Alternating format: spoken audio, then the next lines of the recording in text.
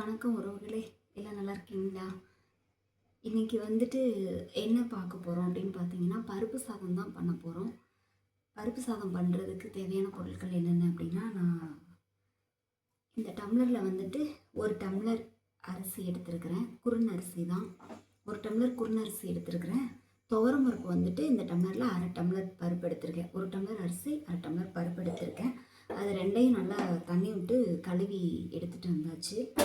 இப்போது இது நல்லா கழுவி எடுத்தாச்சு. இந்த இதில் வந்துட்டு நம்ம காய்கறிகள் என்னென்ன சேர்க்குறோம் அப்படின்னு நான் தனித்தனியாக கட் பண்ணி வைக்கல, மறந்துட்டு எல்லாத்தையும் ஒன்றாவே போட்டுட்டேன். அதனால் வந்துட்டு சரி சொல்லிடலாம் அப்படின்றதுக்காக அதை இதில் என்னென்ன போட்டிருக்கேன் அப்படின்றத சொல்லிடுறேன். இதில் வந்துட்டு தக்காளி மீடியம் சைஸ் தக்காளி, சின்ன தக்காளியாக தான் இருந்துச்சு.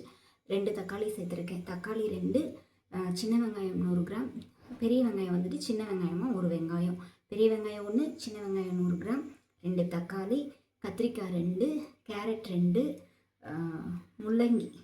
முள்ளங்கி வந்துட்டு 1 முள்ளங்கி. என்கிட்ட இருந்த காய்கறியை தான் நான் இதில் சேர்த்துருக்கேன். நீங்களும் வந்துட்டு உங்கள்கிட்ட இருக்கிற காய் சேர்த்துக்கோங்க. அப்படி இது கூட எக்ஸ்ட்ரா நம்ம சேர்க்கணுன்னா பீன்ஸ் சேர்க்கலாம், பூசணிக்காய் சேர்க்கலாம், சௌசௌ அது கூட சேர்க்கலாம். நம்ம முருங்கைக்காய் மட்டும் வேண்டாம். முருங்கைக்காய் ஏன் வேண்டான்னு சொல்கிறேன்னா, நம்ம வந்து சாதம் வடித்து தனியாக சாம்பார் மாதிரி வச்சு நம்ம கொட்டி கிளறோம் பார்த்திங்களா, அதுக்கு கரெக்டாக இருக்கும். இது ஒன்றா போட்டு விசில் விடுறப்போ வந்துட்டு முருங்கைக்காய் வந்து குழவாயிரும். அது ஒரு மாதிரி நாராக குச்சி குச்சியாக இருக்கும் பார்த்துக்கோங்க.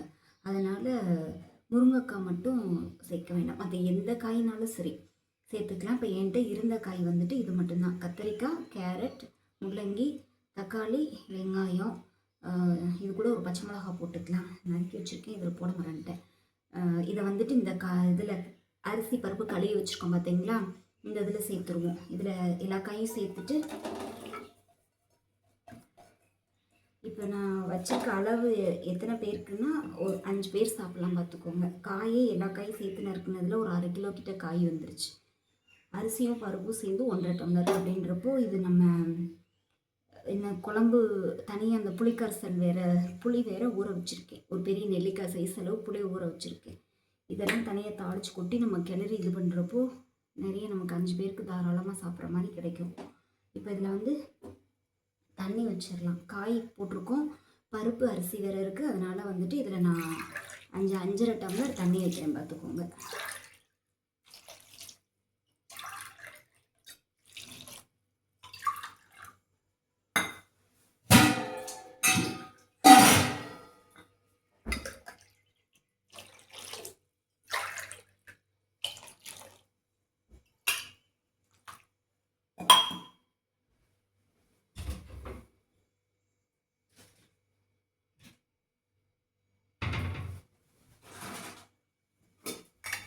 இது கூட மஞ்சள் பொடி போட்டுருவோம். 1/2 ஸ்பூன் மஞ்சள் பொடி போட்டுக்கலாம்.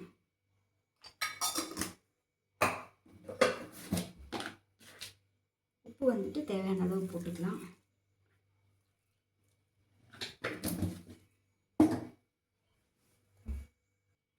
இப்போ பார்த்தீங்கன்னா நறுக்கின காய், அரிசி பருப்பு, மஞ்சத்தூள், உப்பு எல்லாம் போட்டாச்சு. இதை வந்து இது போட்டு மூடி விசில் போட்டுருவோம். 4 விசில் வந்து ஸ்ட்ரீம் போனதுக்கப்புறம் ஓப்பன் பண்ணி பார்க்கலாம்.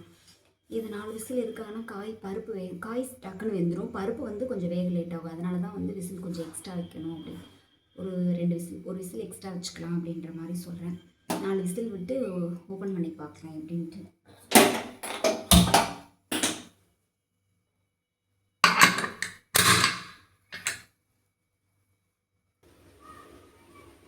பருப்பு, காய், அரிசி எல்லாம் போட்டு 4 விசில் விட்டு எடுத்து வச்சுருக்கேன். அது ஸ்ட்ரெயின் போட்டோம். அதுக்குள்ளே நம்ம வந்துட்டு தாளித்து விட்டுறலாம்.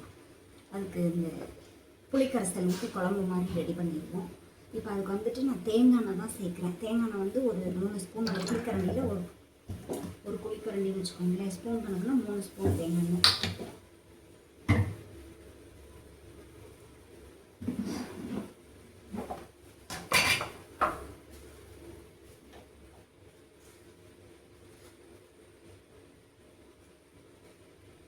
எண்ணெய் காஞ்சிடுச்சு. கடுகு 1 ஸ்பூன், வெந்தயம் 1 ஸ்பூன், சீரகம் 1 ஸ்பூன்,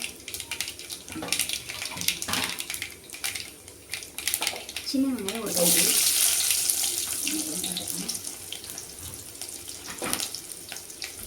சின்ன வெங்காயம் ஒரு கைப்பிடி போட்டிருக்கேன். அது கூட 2 வத்தல் கிள்ளி வச்சுருக்கிறேன், வத்தலும் சேர்த்துக்குவோம். சேர்த்து நல்லா அது வதக்கி விட்டுருவோம்.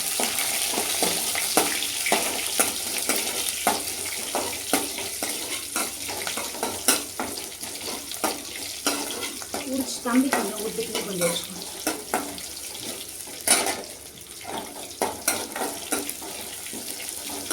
இது கூட ஒரு பத்து கருவேப்பிலையும் சேர்த்துக்குவோம்.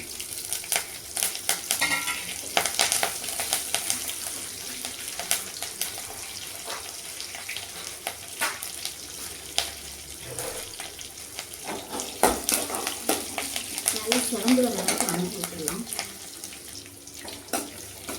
வெங்காயம் நல்லா வணங்கி வந்துட்டு இது கூட வந்துட்டு நம்ம சாம்பார் பொடி வந்து 2 ஸ்பூன் எடுத்து வச்சுருக்கிறேன். சாம்பார் பொடி 2 ஸ்பூன் சேர்த்துக்கிறேன். அது கூட தனி மிளகாய் பொடி அது 1 ஸ்பூன் சேர்த்துக்கிறேன். சேர்த்து அது கரைஞ்சிடாமல் லைட்டாக அப்படியே ஒரு கிண்டி விட்டுட்டு லைட்டாக அந்த எண்ணெயில் பிறண்டு வந்தோடனே அப்படியே இந்த புளி கரைசல் எடுத்து வச்சுக்கோம் பார்த்தீங்கன்னா அதை ஊற்றிடலாம்.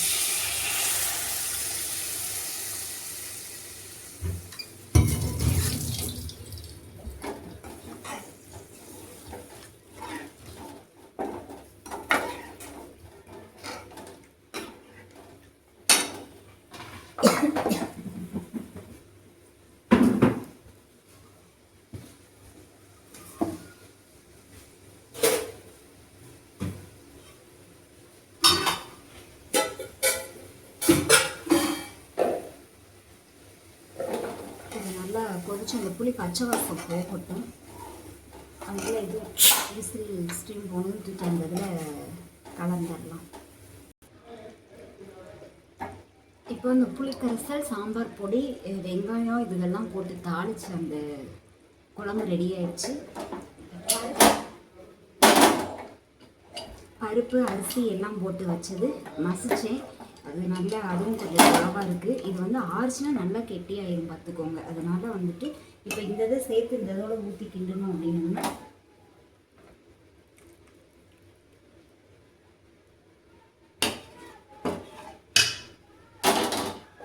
இது இதோட சேர்த்து ஊற்றி அப்படியே கிண்டிட்டோன்னா கொஞ்சம் குழவாக இருக்கும். ஆனால் ஆற வந்து உங்களுக்கு கெட்டிப்பட்டுரும் பார்த்துக்கோங்க. நல்லா அப்படியே கிண்டிடுவோம். கிண்டிட்டு லாஸ்ட்டாக ஒரு சின்ன தாளிப்பு மட்டும் போட்டுருவோம். இப்போ பார்த்தீங்கன்னா இதை நல்லா நம்ம கிண்டிட்டோம். அந்த குழம்பை ஊற்றி நல்லா கிண்டிட்டோம். நல்லா குழவா எல்லாமே கலந்து வந்துருச்சு. இதை அடுத்த பக்கத்தடுப்பில் மாற்றி வச்சுட்டு ஒரு பாத்திரம் வச்சு ஒரு புளிக்கரண்டி நெய் ஊற்றி தாளித்து கொட்டிடலாம்.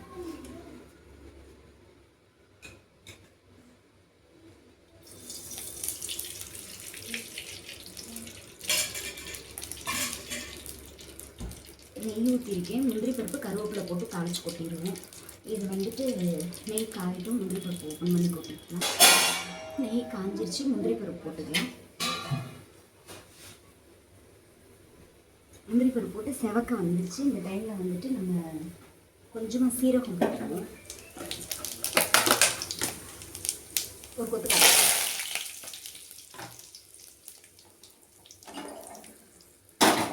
இதை அப்படியே இந்த சாதத்தோட சேர்த்துடலாம்.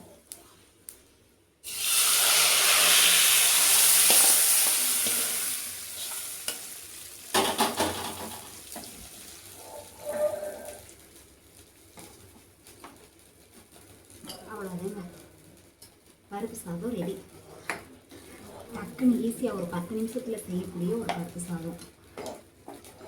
செய்ய தெரியாதவங்க கூட டக்குன்னு செஞ்சிடலாம். புதுசாக பழகிறவங்களும் ஈஸியாக அதை செஞ்சிடலாம். எதுவுமே தேவையில்லை. இதுக்கு ஒரு அப்பளம் இருந்துச்சுனாலே போதுமானதுதான் பார்த்துக்கோங்க. அப்படியே சாப்பிட்றவங்க சாப்பிட்டுக்குவாங்க. ஏதாவது வேணும் அப்படின்னா அப்பளம் வச்சு சாப்பிட்டுக்கலாம், நல்லாயிருக்கும். அவ்வளோதான், ரெடி ஆயிடுச்சு நம்மளோட பருப்பு சாதம். அவ்வளோதான், ஒரு சாம்பார் சாதம் ரெடி ஆயிடுச்சு. தாளித்து லாஸ்ட்டு அந்த ஒரு சின்ன தாளிப்பு நெய்யில் சீரகம், முந்திரி பருப்பு, கருவேப்பிலை தாளித்து கொட்டணும். ரெடி ஆயிடுச்சு. இதுக்கு வந்துட்டு தொட்டுக்கிறதுக்கு அப்பளம் தான் வந்து இப்போது பொரிச்சிருக்கேன். அவ்வளோதான் உறவுகளே, நம்மளோட பருப்பு சாதம் ரெடி. பிடிச்சிருந்துச்சுன்னா உங்களோட கருத்துக்களை கமெண்டில் சொல்லுங்கள். அடுத்த ஒரு வீடியோவில் பார்க்கலாம். இது எப்படி இருந்துச்சு அப்படின்றத உங்களோட கருத்துக்களை கமெண்டில் சொல்லுங்கள். லைக் பண்ணுங்கள், ஷேர் பண்ணுங்கள், சேனலை சப்ஸ்கிரைப் பண்ணிக்கோங்க. அடுத்தடுத்து நல்ல நல்ல ஒரு வீடியோவாக போடுறேன். சரி உறவுகளே, அடுத்த வீடியோவில் பார்க்கலாம். டாட்டா.